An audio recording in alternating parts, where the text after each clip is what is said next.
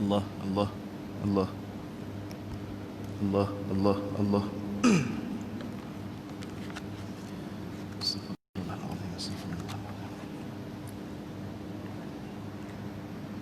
Astaghfirullah al-azim alladhi la ilaha illa huwal qayyum wa atubu ilayh. اللهم أنت ربي لا إله إلا أنت خلقتني وأنا عبدك وأنا على عهدك وعهدك ما استطعت من شر ما صنعت ولك بنعمتك علي وبذنبي اغفر لي فإنه لا يغفر الذنوب إلا أنت أستغفرك وأتوب إليك. بسم الله الرحمن الرحيم. السلام عليكم ورحمة الله وبركاته. الحمد لله الحمد لله رب العالمين وبه نستعين على أمور الدنيا والدين. قال سبحانك لا علم لنا إلا ما علمتنا إنك أنت العليم الحكيم. رب اشرح لنا صدورنا ويسر لنا أمورنا اللهم آمين. اللهم صل على سيدنا محمد وعلى آل سيدنا محمد. أما بعد، نوينا التعلم والتعليم والتذكر والتذكير والنفع والانتفاع والإفادة والاستفادة والحث على التمسك بكتاب الله وسنة نبيه صلى الله عليه وسلم ودلالة إلى الخير والدعاء إلى الهدى ابتغاء مرضات الله وقربه وثوابه. أمين أمين يا رب العالمين. الحمد لله ثم الحمد لله. Syukur pada Allah Subhanahu wa taala atas segala nikmat, segala rahmat yang Allah Subhanahu wa taala berikan kepada kita. Maka gunakanlah segala kesempatan yang Allah Subhanahu wa taala berikan daripada segala nikmat itu untuk sama-sama kita melakukan ta'abbud, taqarrub kepada Allah Subhanahu wa taala, insya-Allah. Kita akan sambung pada muka surat yang ke-8 dalam kitab kita, iaitu kitab Kashful Ghummah fi Istina'il Ma'ruf wa Rahmatil Ummah, susunan karangan oleh Syekh Sayyid Muhammad Ibn Alawi Al-Maliki Hasani rahimallahu ta'ala. Pada perbuatan ma'ruf, menahan kejahatan dan juga bala. Tajuk ini tuan-tuan, tajuk yang mana pesan kepada kita, maklumai kepada kita bahawasanya ada benda yang daripada bala dan juga musibah tu kita boleh tolak dan kita boleh angkat dia. Dalam satu khutbah yang disampaikan oleh Dr. Al-Alim Allamah Dr. Umar Hashim hafizahullah ta'ala, dalam khutbah beliau ketika mana masa tu COVID-19 ni baru duk mula-mula, baru duk panas masa tu, di antaranya khutbah beliau dia kata, aku berdiri di sini ingin membawa pesan daripada mimbar ini, iaitu suara daripada suara-suara Al-Azhar. Aku ingin berpesan, kata beliau, 4 perkara, dan salah satunya disebut oleh beliau diturunkan yang dikatakan musibah ataupun bala. Wa ma nazala minal bala illa bidzamb. Dan tidaklah turun akan bala itu melainkan disebabkan kerana dzamb, yakni dosa. Tak kiralah musibah lagu mana, tak kiralah bala lagu mana, yang mai kena ke kita pasti di antara sebabnya adalah disebabkan kerana dosa manusia itu sendiri. Allah Ta'ala sebut dalam Quran, وَمَا أَصَابَكُم مِّن مُّصِيبَةٍ فَبِمَا كَسَبَتْ أَيْدِيكُمْ وَيَعْفُ عَنْ كَثِيرٍ. Sadaqallahul azim wa balagha Rasulul Karim sallallahu alaihi wasallam.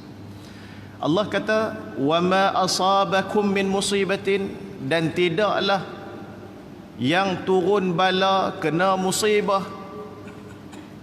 وَمَا أَصَابَكُم مِّن مُّصِيبَةٍ, tidaklah mana-mana musibah yang menimpa kepada kamu, illa bima kasabat aydikum, melainkan daripada apa yang telah kamu usahakan dan kamu lakukan sendiri, kata Allah.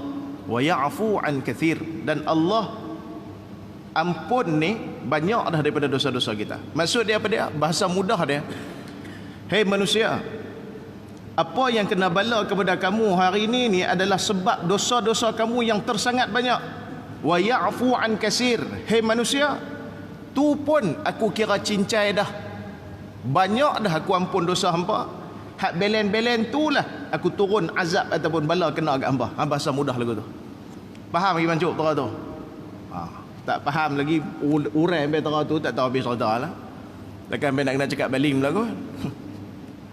Nak? Cakap baling tapi sungguh dia kadang-kadang sengah kalau kita ceramah ni kena tang bahasa setempat tu. Amboi dia menusuk kalbu. Nah. Saya biasa ceramah di SIK 2 bulan lepas kot, 3 bulan lepas. Saya cakap baling daripada mula sampai ke habis. Habis tu bukan duk salam man ni, duk ucap terima kasih. Terima kasih Tuan Syekh. Oh, terima kasih. Berasa puas lah. Berasa puas lah dengar kuliah malam ni. Abu, pasal sebalah. Tuan-tuan tahu sebalah? Sebalah tu maksud dia bahasa sama, lorak sama, lebih kurang dengar puas dia kata. Allah. Tu. Ni saya nak abang kata lagu tu. Hei manusia, hei. Yang hampa duk kena bala ni, hak ni sebab apa? Dosa yang hampa buat, dosa yang kita buat. Kalau nak sabit kerana dosa-dosa kita ni nak nisbah dengan bala yang Allah Taala turun, hak Allah Taala turun ni sikit sangat dan banding dengan dosa kita. Pasal apa? Wa ya'fu an katsir, sebab kebanyakan dosa kita tu Allah Taala ampun dah. Allah Taala ampun dah. Banyak sangat buat dosa. Turun ni sepatutnya turun musibah kena lagu ni. Sepatutnya banyak lagi. Tapi hak banyak lagi tu tak kena pasal apa? Allah Ta'ala ampun dah dosa kita. Sebab itu jangan pandang rendah kepada orang tua yang masih datang ke masjid. Jangan pandang rendah kepada kanak-kanak yang masih lagi menyusu mak dia. Jangan pandang rendah orang-orang miskin yang masih lagi meminta pertolongan kepada orang kaya. Pasal apa? Kerana mereka ni di antara sebab musabab kepada kita ni Allah Ta'ala naik yang ataupun tak turun bala ataupun penaik bala. Entah mati Allah. Hatta Syekh Umar Hashim kata apa? Dan aku berpesan yang keempat, kata beliau, kepada keseluruhan daripada umat Islam yang mana kayanya dengan musibah yang turun ini, maka kamu perlu perbanyakkan sedekah kepada fuqara wal masakin. Nampak? Beliau ni seorang alim, seorang muhaddis, seorang pakar hadis di Mesir, tuan-tuan. Di antaranya tok guru kita Datuk Syekh, guru beliau adalah Syekh Umar Hashim. Sebab tu Syekh Umar Hashim ni main Malaysia ni cari siapa dulu? Datuk Syekh Badruddin kita. Murid, anak murid rapat tu. Beliau kata apa? Beliau kaji dalam hadis, beliau tengok dalam hadis, beliau kata apa? Hak musibah ni kalau kita nak angkat musibah, yang pertama kata Syekh Umar Hashim, wa ma nazala minal bala, dan tidaklah turun dari bala itu illa bidzam wa ma yakshifuha, dan tidaklah yang mana mengangkat ataupun mengangkat yang dikatakan musibah tu illa bitaubah, melainkan dengan cara taubat. Dia pesan yang pertama, dia kata apa? Pesan yang pertama pada semua, tak kira mazhab, tak kira agama, tak kira ni apa semua, atas dasar kemanusiaan beliau pesan. Yang kedua, pada umat Islam, fi masyarikil ardi wa magharibiha, di mana di timur dan barat umat Islam, tubu ilallahi taubatan nasuha, kata beliau. Taubatlah kamu dengan taubat nasuha. Tu yang keluar kalam dia, tidaklah turun musibah itu melainkan kerana dosa, dan tidaklah terangkat akan musibah itu melainkan dengan bitaubah. Maka kena taubat. Sebab itu dalam banyak benda-benda ni kadang-kadang tuan-tuan, minta maaf cakap tuan-tuan, kadang-kadang kita ni Allah Ta'ala pelihara umur kita, kadang-kadang Allah Ta'ala bagi kita kesihatan yang baik, kadang-kadang Allah Ta'ala bagi kita nikmat yang banyak, kadang-kadang bukan kerana kita pun. Ada orang dapat nikmat kerana mak ayah dia. Ada orang dapat nikmat kerana doa orang lain kepada dia.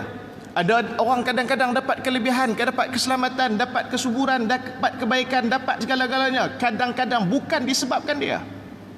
Sebab itu kadang-kadang ni tuan-tuan, kena perhati sungguh dalam bab-bab ni. Kehidupan kita dalam menghargai orang lain ni sangat-sangat Islam suruh jaga. Kalau tidak tuan-tuan, nanti kita akan jumpa satu hadis. Apa kaitannya kita silaturahim dengan orang, tiba-tiba umur panjang? Tuan-tuan fikir, tengok, kepelik tu. Hak Nabi cerita, matematika Nabi SAW, ilmu perhubungan Nabi SAW, ilmu logistik Nabi SAW, ilmu segala benda yang keterlibatan dengan Nabi, kadang-kadang tak capai akal kita nak fikir. Apa kena mengenal sedekah dengan ni? Apa kena mendengar sambung silaturahim dengan umur panjang? Apa kena mengenal dengan yang kita katakan sebut-sebut sebeguni rupa? Maka perlu kita tahu bahawasanya ada benda-benda yang menyebabkan kadang-kadang Allah Ta'ala angkat musibah, Allah Ta'ala angkat kejahatan, Allah Ta'ala angkat bala itu kadang-kadang disebabkan beberapa faktor. Sebab itu kadang-kadang minta maaf cakap tuan-tuan, kadang-kadang kita lupa kepada guru-guru setempat kita yang mana melakukan kebaikan kepada kita. Yang ni teguran tuan-tuan. Minta maaf. Kadang-kadang kita pandang biasa, pandang lekeh, pandang serupa tak ada nilai tok-tok guru kita yang ada setempat. Tambah kalau kata orang-orang biasa ni kadang-kadang dia kata apa? Memang dah lah Ustaz, tok bomoh kampung mana laku. Tok bomoh kampung mana laku. Kan? Kita duduk Laguna ni. Kan? Tok bomoh duduk di Laguna ni. Hak duk mai berubat tu orang mana? Ha tuan-tuan? Hak duk mai berubat tu orang mana? Tuan-tuan tak apalah, tak ada bomoh aku ni hospital sebelah. Macam saya di kampung tu, belah kampung belah Beling, tuan-tuan bisa dengar daripada duduk mata tu ada hak duk buat mata belah Beling. Tuan-tuan pergi cari tengok hapi tu orang luar ke orang sebelah rumah dia. Tuan-tuan pergi tengok. Dia kata memanglah bomoh kampung ni nak tahu mana hak duk mai tu orang luar Dulu tambah di kampung saya juga tu dulu ada, kalau tuan-tuan ingat tahun bila masa bomoh budak. Kan? Pakat terapa api. Hak kita duduk sekampung tak tahu kita dia bomoh. Hak itulah tuan-tuan buat kepada tok-tok guru hak adalah. Tok-tok guru yang mengajak kita Quran, duduk di kampung, kita buat tak heran. Tok-tok guru yang kenalkan anak kita dengan semayang, dengan Allah, dengan solat, dengan rukuk, dengan sujud, dengan ibadah, dengan zikir, dengan Quran. Hak tu kita buat tak heran. Bukti dia tang mana? Katakanlah malam ni mai yang dikatakan para ustaz kita, tok-tok guru kita, hak selebriti ni mai ceramah malam ni. Agak-agak nak ramai ni ke malam ni? Saya nak tanya tuan-tuan, agak-agak malam ni nak ramai malam ni ke ataupun lebih ramai daripada ni? Saya nak tanya tuan-tuan. Hak jenis duk masuk warta berita, duk masuk surat khabar, duk masuk ni hak tokoh-tokoh selebriti di main ceramah malam ni. Saya nak tanya tuan-tuan, agak-agak ramai ni ke ramai lagi ke? Ke kurang lagi? Awak yang tak jawab. Tak berani jawab ke? Muslimat jawab sikit. Duk buat solehah pak. Sama pakat terpa mai. Pasal apa? Oi, kena mai tok guru ni masuk surat khabar. Oi, kena mai tok guru ni kena pasal masuk TV. Oh, tok guru ni tok guru selebriti. Habis kuliah ni kena tengkak gamak ni tak tengkak ni rugi ni, bila tahun pula nak jumpa ni. Hak takat-takat tok guru hak duk mai duk mengajak ni, berapa orang tuan-tuan tengkak gamak dengan depa? Ha? Esok bila meninggal tok guru tu nak mengaku kata anak murid, tak ada bukti. Pasal apa? Pasal main mengaji pun kitab tak bawa. Dobek kitab pun tak. Last sekali meninggal tok guru tu, orang semua pekat rumun pi tengok tok guru hebat tak? Hebat. Ni salah satu seorang anak murid dia. Bukti mana? Allah lupa tengok gambar. Lagu tu ke kita dengan adab dengan tok-tok guru setempat kita? Buya Yahya, salah seorang tokoh ulama daripada Indonesia. Dia ni pergi di satu tempat, dia ceramah, dia kuliah. Sampai-sampai orang sambut, Masya Allah. Orang sambut. Elok duduk di tempat dah. Orang pesan kepada beliau, Buya Yahya minta maaf, boleh tak kalau kata kita tangguh sat, kita tunggu sat ada seorang kiai daripada kampung kami ni, yang dia ni tak sampai lagi. Boleh tak kita tunggu dia sekali, elok dia sampai kita mula. Tuh, nampak ikramnya. Tak apa, dia sambil-sambil duk makan jajah apa-apa, duk makan hak benda-benda kecil daripada duk sidang atas tu. Tak tahu ada seorang moderator mai. Buya, boleh mula insya-Allah. Mana dia? Siapa dia kiai kamu? Kami tak nampak, tak kenalkan kepada aku pun tak tahu. Ni mai dah duduk di tepi belakang sana tu. Tuan-tuan tahu Buya Yahya mula kata apa? Buya Yahya mula-mula dengan mukadimah selawat dan salam. Dia kata apa? Sangat tidak beruntunglah satu-satu masyarakat yang mana terdapat guru-guru yang mengajak mereka mengenal Tuhan dan agama, tetapi mereka meninggalkannya di belakang mereka. Allah. Tukar tajuk terus tuan-tuan. Banner tajuk lain, cakap tajuk lain terus hari itu. Minta maaf. Ini adab kita dengan tok-tok guru, kadang-kadang tok-tok guru setempat kita. Ni hadap mengajar sini pun berapa ramai tok-tok guru kita duduk di sini. Tapi berapa ramai kita ambil perhatian kepada mereka. Kita duduk nampak ni ustaz selebriti nak main, ustazah selebriti nak main, ustaz datuk nak main. Ni hadap dekat-dekat ni siapa dia ambil hal ni? Ada setengah-setengah kita kalau macam kami di kampung, ada setengah-setengah ustaz ni yang memang tiap-tiap hari pagi, petang, siang, malam hanya mengajar. Jadi PKP, siapa ambil berat kepada mereka untuk tajar mereka makan minum mereka kehidupan mereka sepanjang PKP yang telah berlaku? Mana adab kita dengan orang-orang soleh? Kemungkinan Allah Ta'ala tak turun musibah dalam satu tempat disebabkan doa-doa mereka ketika mana tengah-tengah malam. Ya Allah, ampunkanlah Allah madi qaumi fa innahum la ya'lamun. Ya Allah, ampun dosa-dosa hamba apa-apa sahabat-sahabatku. Ya Allah, ampun dosa-dosa kaumku. Ya Allah, mereka ni tidak mengetahui. Ya Allah, ampun dosa mereka, pelihara mereka. Ya Allah, jauhkan musibah daripada kami. Ya Allah, doa mereka tiap-tiap malam itu dibalas macam mana dengan kita? Ustaz tu ustaz ku ni ya, bukan antara mana. Perhatikan bagaimana anak-anak kita diajak, dibawa pergi ke pusat-pusat tuition. Lagu mana kadang-kadang minta maaf tuan-tuan dan puan sekalian, mak ayah boleh nego harga tuition baca Quran anak. Allah. Ada tak duk perangai aku tu? Ha? Lah guna dia pun sepah lah. Ada. Mana-mana tempat pun ada penyakit lagu tu. Baru ni saya jumpa di satu tempat, dia buat kelas tahfiz. Sebelum tu sebulan RM30. Tukar di tempat tu nak kena sewa, jadi up sikit RM50. Terus timbul. Memang ustaz-ustaz lah ni jual agama ke? Allah. Memang ustaz-ustaz lah ni ikut harga market ke? Allahu Rabbi ya salam. Tuan-tuan, kata guru kami, salah satu sebab anak tak cerdik disebabkan mak pak tak ada adab dengan guru dia. Salah satu sebab anak-anak tak cerdik disebabkan mak pak tidak ada adab dengan guru kepada anak dia. Beringat tuan-tuan, jauh kita kadang-kadang dengan keberkatan. Tuan-tuan tahu di Indonesia lagu mana mereka menghormati guru dia? Ada satu tempat di mana Madura ke apa, saya tak ingat. Tuan-tuan, kita ni kalau kata kita bawa ayak, kita tunduk kan depan tok guru kan, tunduk ni, tok guru minum insya-Allah sila. Depa tahu tuan-tuan, depa lagu mana cuma punya beradab dengan tok guru. Depa ni bawa talap, jalan dengan lutut. Daripada mula depan pintu, katakanlah pintu dapur, yang ni ruang tamu. Depa sampai tang pintu ruang tamu tu, duduk tu atas lutut ni, guna lutut. Ni berjalan lagu tu. Wapi ayak pergi kat tok guru. Pasal apa? Tak mau duduk tinggi lebih daripada tok guru, tak mau membelakangi tok guru ketika mana bawa ayak dan menguruskan yang dikatakan makanan. Sampai tahu tu anak kita, anak apa mencuk nak kita ziarah baru ni Nazrul, ada seorang ustaz di belah sana. Dia kata apa? Tibai sikit dia, tegur sikit dia budak tu. Esok ni bekas ayak buh pacuan nanai tu. Entah boleh bayang lah, ayak tok guru tu nak pergi kebun pagi tu, anak murid nak kena marah semalam ni, bubuh yang dikatakan racun nanai dalam ayak tu. Bubuh tu ayak minum belahak ni, belahak dia keluar bau apa nama racun nanai. Sehari duk belahak bau nanai. Tuan-tuan, ni sebab itu kadang-kadang mastur, ulama-ulama ataupun orang-orang saleh yang mastur, yang dilindung, yang dia ni tak masyhur, kadang-kadang dia itu paling utama. Dia kadang-kadang paling utama daripada orang-orang yang kita kenal. Kadang-kadang masyhur nama dia, keluar berata, orang tahu merata. Tapi kadang-kadang hak ni, hak tok guru kampung ni lah, hak duk pakai kain pelekat, hak duk pakai jubah terkoyak sikit belakang, hak duk pakai jubah ni, jenis-jenis lagu ni hak tok guru kita tua-tua kadang-kadang ni.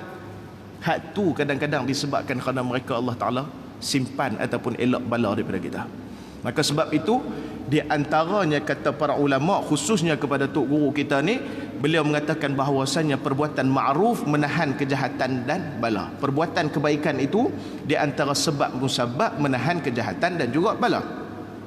Daripada Sayyidina Anas radhiyallahu anhu katanya Rasulullah sallallahu alaihi wasallam bersabda, pelaku-pelaku ma'ruf melenyapkan pertembungan keburukan, kekurangan, kebinasaan, dan ahli ma'ruf di dunia adalah mereka ahli ma'ruf di akhirat.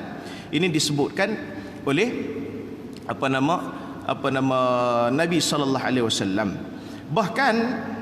Bahkan dalam riwayat Muslim dalam Al-Mustadrak, dan ia adalah hadis sahih, yakni kitab Mustadrak ini dia guna syarat-syarat Imam Muslim.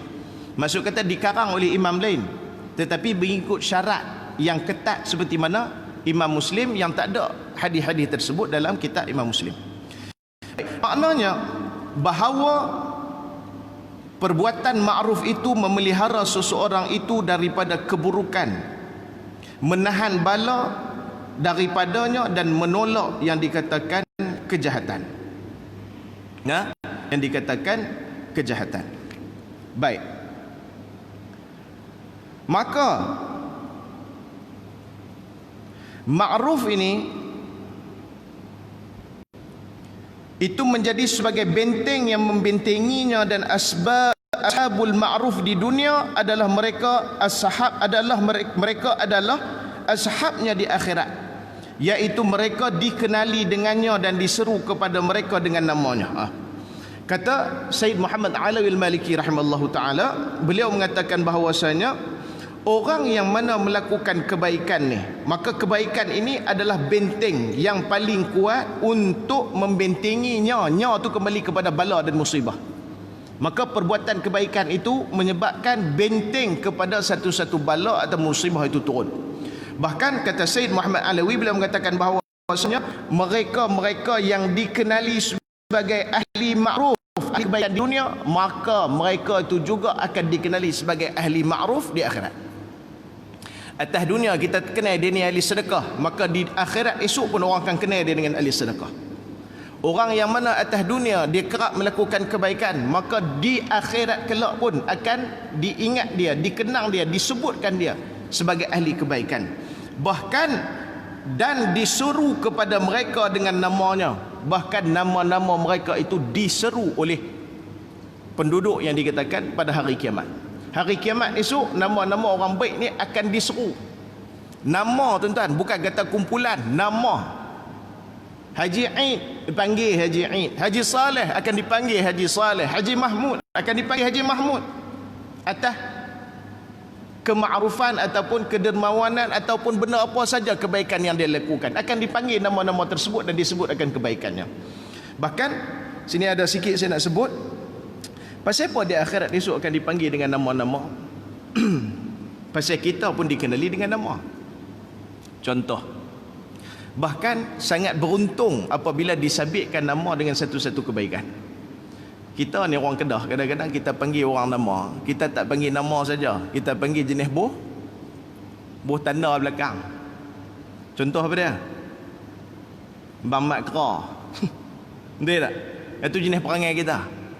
Panggil dah Bang Mat tak cukup lagi. Bang Mat apa? Bang Mat Kera. Dia. Haji Chin apa? Haji Chin Komando. Contoh. Jenis-jenis lagu tu. Orang kita ni dipanggil nama. Bahkan tuan-tuan biasa fikir tak pasal apa bila kita mati tak panggil nama pak tapi panggil nama mak? Biasa fikir tak pasal apa? Biasa tak tanya tok guru tak pun tanya tukang talqin? Biasa tanya. Kan? Contoh kita kata Kamarul bin Kamariah. Pasal apa disebut dengan nama mak? Azizan bin Jamariah contoh. Salahuddin bin Fatimah. Pasal apa disebut dengan nama mak tak sebut nama pak? Tapi masa kita hidup buh nama pak. Kan? Kamarul bin Mahmud. Ini bin ni buh nama pak. Pasal apa masa mati disebut nama mak? Bisa ada duk tanya. Bisa. Kan kubur pun tak zabi bah. Nah. Tak tahu pula ustaz masa talqin dia pun panggil nama mak. Tu sungguhlah. Bisa tak kadang-kadang kita fikir, bisa tak pergi tanya tok guru pasal apa dibuh nama mak? Saya pernah dengar salah seorang ulama dia sebut di antara hikmahnya, pasal apa disebut akan nama seseorang itu setelah mati dia dengan mak dia. Banyak hikmah. Tapi di antaranya itu di antara cara Allah Subhanahu wa taala menutup aib hamba-hambanya. Lagu mana? Beliau kata apa? Atas dunia ramai orang buat dosa. Okey, atas dunia ramai orang buat dosa. Dan di antara dosa-dosa besar ialah melakukan perzinaan. Maka perzinaan ini adalah satu dosa besar yang mana ianya adalah satu benda yang sangat malu bagi semua orang yang melakukan hal tersebut yang masih ada iman dan juga taqwa. Maka orang-orang yang mana melakukan perzinaan dapat anak hasil daripada perzinaan tidak boleh disabit kepada bapak tu. Bukan bapak, laki yang melakukan kepada perempuan tu dan dapat anak tu tak boleh sabit kepada si laki tu. Pasal apa? Dalam mazhab Syafi'i mengatakan bahawasanya mana-mana saja anak air mani yang mana terhasil daripada perbuatan ataupun sumber yang haram, maka haram dinisbahkan kepada si pelakunya. Tu saya duk kira lah bahas 6 bulan ke 4 bulan ke, saya duk kira lah, pegang mazhab Syafi'i sudah.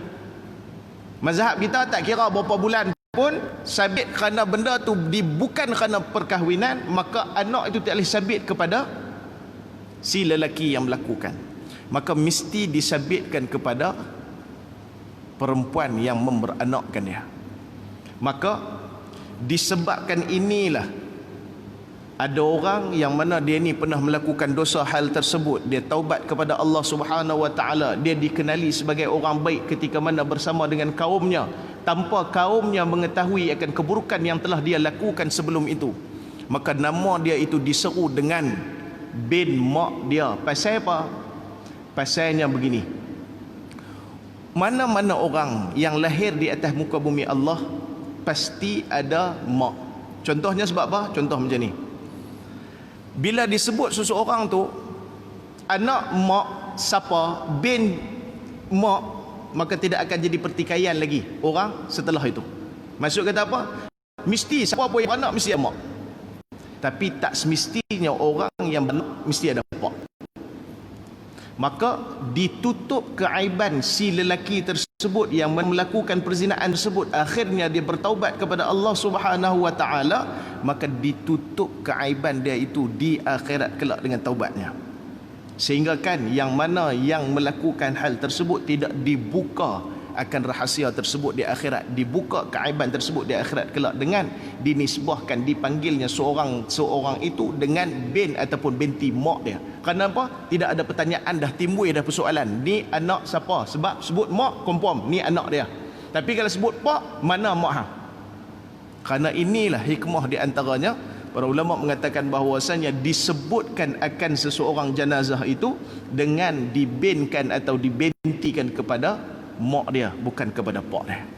Hikmah tuan-tuan. Nah, jadi akhirat esok orang akan, Allah Taala akan seru. Akhirat esok akan diseru nama-nama akan orang-orang yang mana melakukan kebaikan tersebut. Dan daripada Ummu Salamah radhiyallahu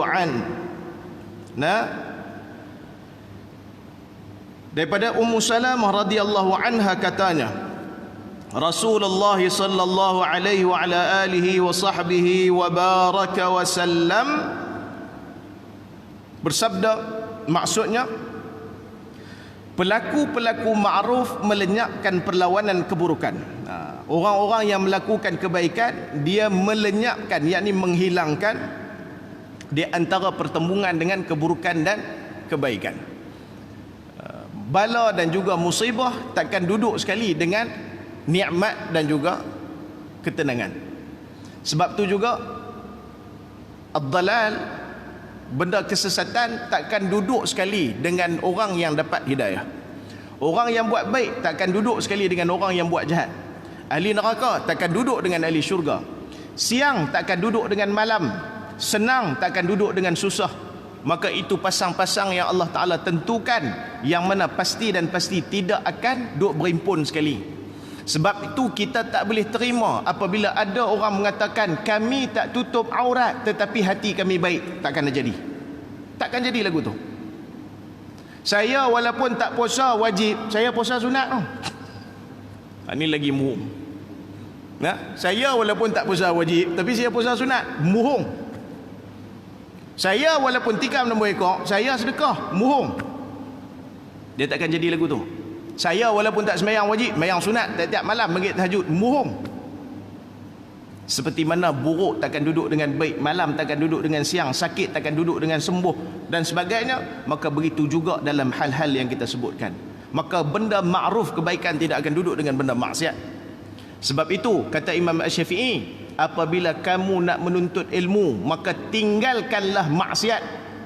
Pasal apa? Bitarkil ma'asi fa inna ilma nurullah wa nurun la yahdi li'asi. Kata Imam Waqi' kepada Imam Syafi'i, tinggal yang dikatakan maksiat. Sesungguhnya ilmu itu adalah cahaya, dan cahaya takkan duduk dengan maksiat. Faham tuan-tuan? Takkan duduk sekali.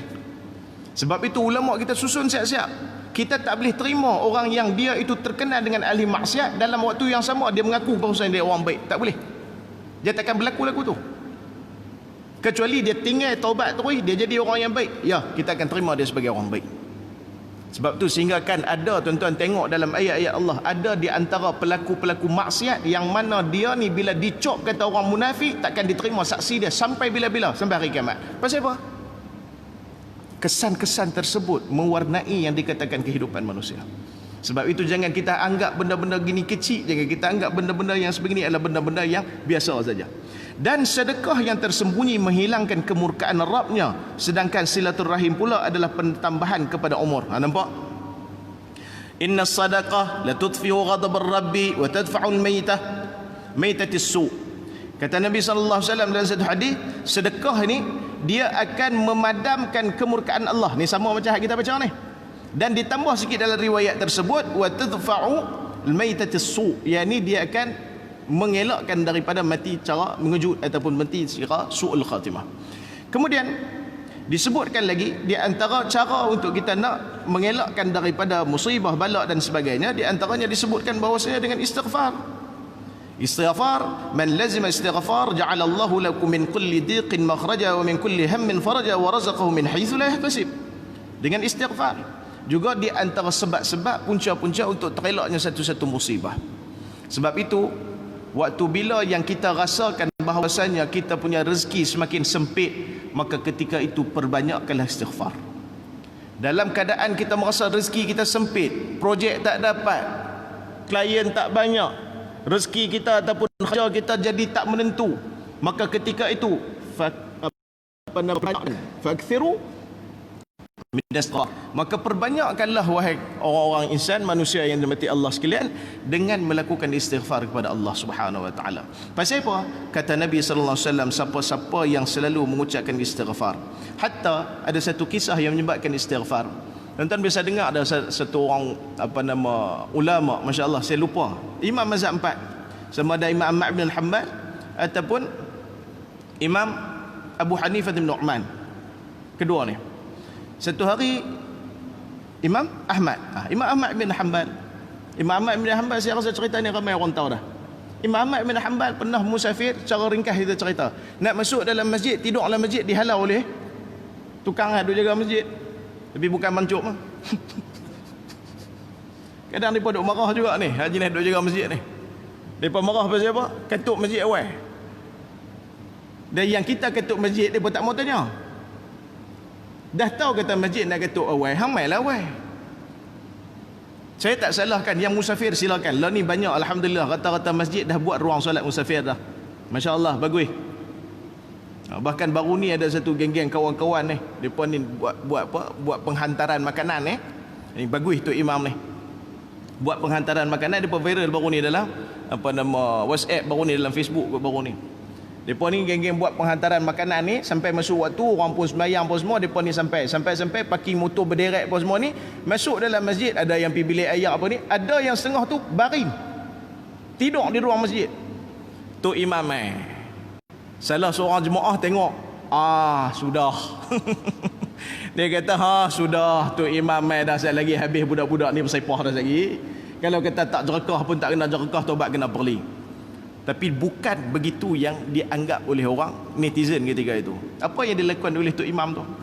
Tok Imam, Assalamualaikum. Ni ramai ni macam mana nak pergi ni? Kami hantar barang makanan. Baik. Awak yang rehat tak buka kipas?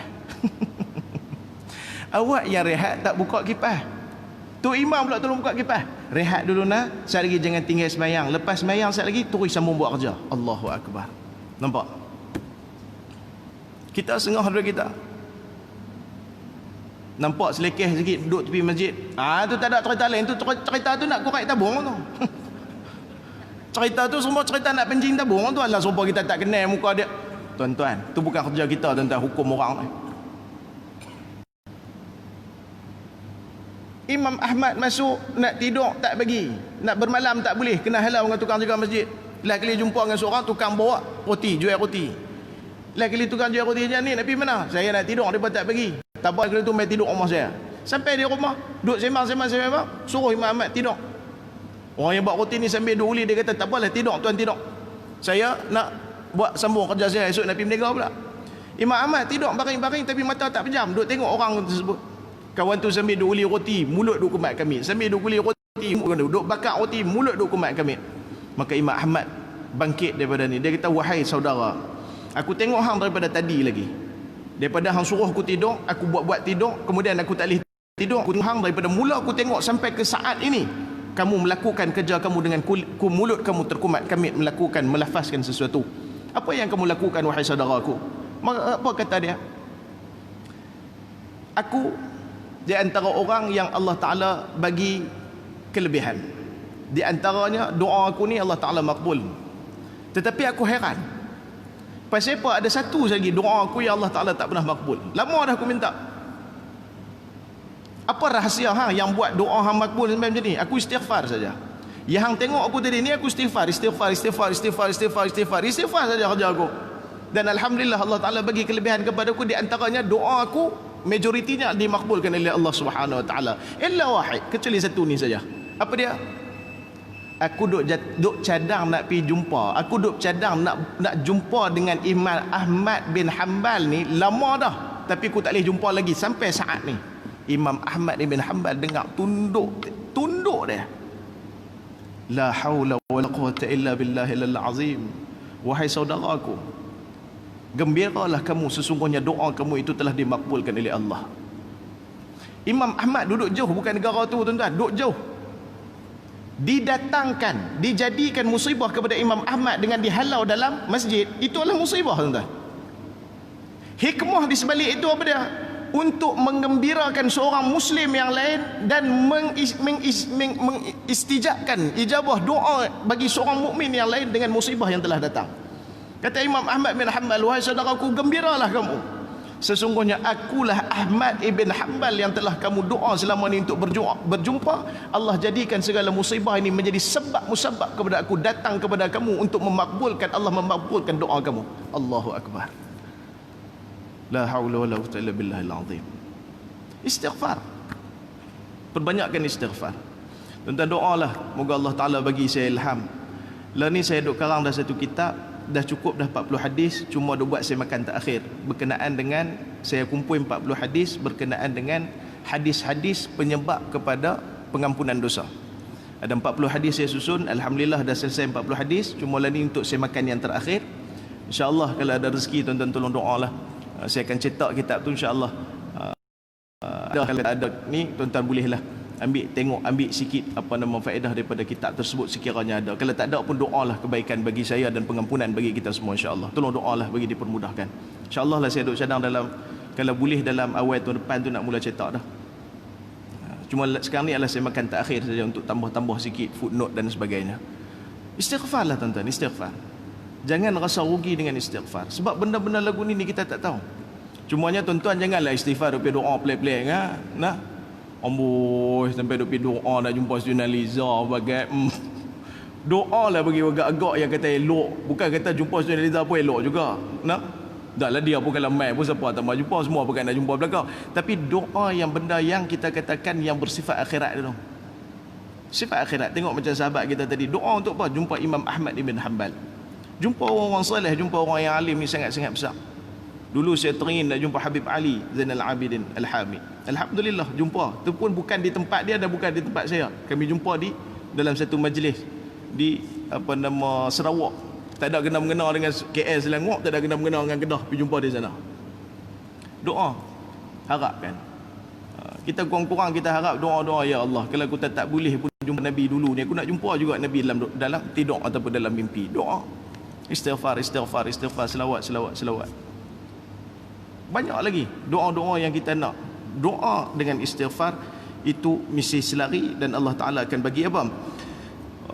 Yang dikatakan makbulnya doa. Baik, kemudian Dan setiap ma'ruf itu adalah sedekah, dan ahli ma'ruf itu di dunia maka ahli ma'ruf di akhirat, dan ahli mungkar di dunia mereka ahli mungkar di akhirat, dan orang yang pertama mesti syurga adalah mereka yang ahli ma'ruf.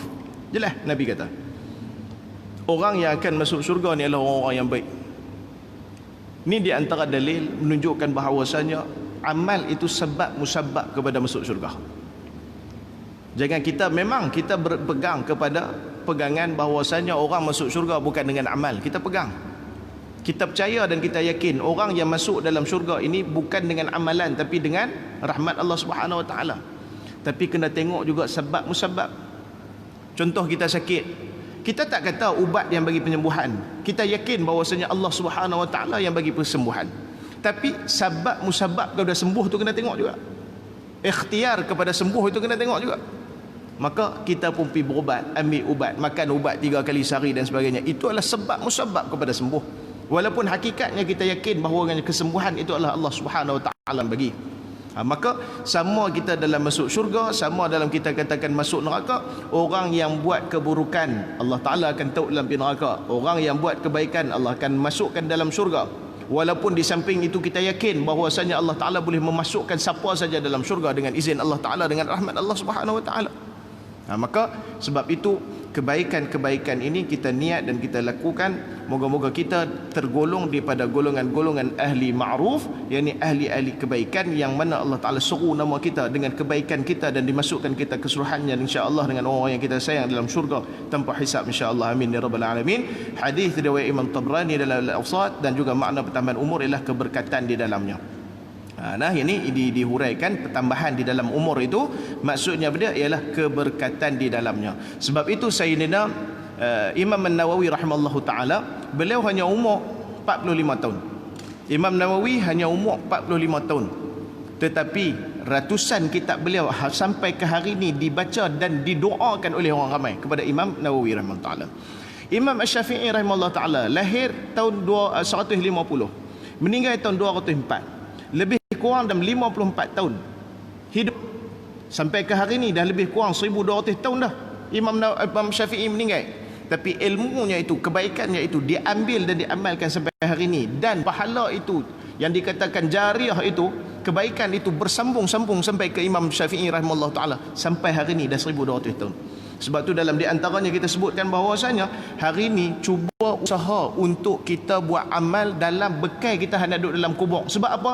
Kita hidup dalam kubur lagi lama daripada kita duduk atas dunia. Kita duduk dalam kubur lagi lama daripada kita duduk atas dunia. A'mar ummati baina 60 wa 70 kata Nabi SAW. Umur umatku lebih kurang 60-70, lebih subsidi. Tapi beringat, hak nak duduk dalam kubur bukan 60-70 tahun. Kita sebutkan Imam Syafi'i tadi. Imam Syafi'i dengan segala masa yang telah beliau berikan selama 54 tahun dalam menghidupkan agama Allah, dalam menghidupkan syariat Nabi sallallahu alaihi wasallam, dah 1200 tahun dah Imam Asy-Syafi'i hidup dalam nikmat dalam kubur. Sebab apa? Yang mati syahid disebabkan ilmu pun hidup dalam kubur. Ini kan pula orang yang mengajak kepada syahid, akhirnya orang syahid, maka dia juga tetap hidup dalam kubur. Allah Ta'ala sebut dalam Quran, ya ayyuhalladzina amanu ista'inu bis-sabri wa la taqulu liman yuqtalu fi sabilillahi amwatun bal ahya'un 'inda rabbihim yurzaqun. Wa la taqulu, jangan kamu katakan liman yaqtul fi sabilillah, wa la taqulu liman yuqtalu fi sabilillahi amwat, jangan kamu kata orang yang mati syahid fi sabilillah itu mati. Bal ahya', kata Allah, bahkan mereka hidup. Hidup tang mana? Dalam kubur mereka. Maka orang-orang saleh depa hidup dalam kubur mereka. Sayyidina Thabit Al-Bunani minta doa. Setelah saya ceritakan benda ni kepada tuan-tuan, semayang, minta semayang dalam kubur, akhirnya lepas mati semayang juga dalam kubur. Maka cuba usahakan atas dunia yang kita nak hidup 40 tahun, 50 tahun, 60 tahun, 70 tahun, 80 tahun ni untuk apa? Untuk kita nak sedap dalam kubur esok ribuan tahun. Kita pun tak tahu kiamat nak mai bila ni. Nah, kalau kata cerita para ulama ni, kuih dekat dah. Dan kita tak tahu tarikh sebenar tu bila. Nabi Habak kata 31 hari bulan 8 tahun 2028. Wallahu alam, kita tak erti cerita. Bahkan nak tanya ke Nabi pun, mata sa'ah ya Rasulullah, bila hari kiamat ya Rasulullah? Nabi tak jawab tarikh, Nabi tak habak kata ni. Nabi kata apa? Ma'adatta laha, apa yang kamu sedia dalam menghadapi hari kiamat? Sebab tu tuan-tuan mati Allah sekalian, jadilah yang dikatakan Allahumma salli ala Sayyidina Muhammad, yang dikatakan orang-orang yang melakukan kebaikan, moga-moga kita dalam kubur dalam keadaan tenang dan tenang dan kebaikan insya-Allah. Moga dibangkitkan kelak pun akan dipanggil dengan nama-nama kebaikan insya-Allah. Wallahu alam. Saya minta ampun dan maaf kalau ada salah silap terkasar bahasa. Insya-Allah kalau tak ada apa-apa hari melintang, kita akan jumpa balik bulan depan tuan-tuan, tahun depan baru jumpa balik. Nah je lah, boleh lah. Pakat dia buat muka terkejut juga. Kita kata, uish, takkan lama sangat kot. Sungguhlah bulan 12 dah tuan-tuan. Ni hari ni pun berapa puluh hari bulan dah. Nah, kita jumpa balik tahun depan insya-Allah. Sallallahu alaihi wasallam. Alhamdulillah rabbil alamin. Bismillahirrahmanirrahim. Alhamdulillah wassalatu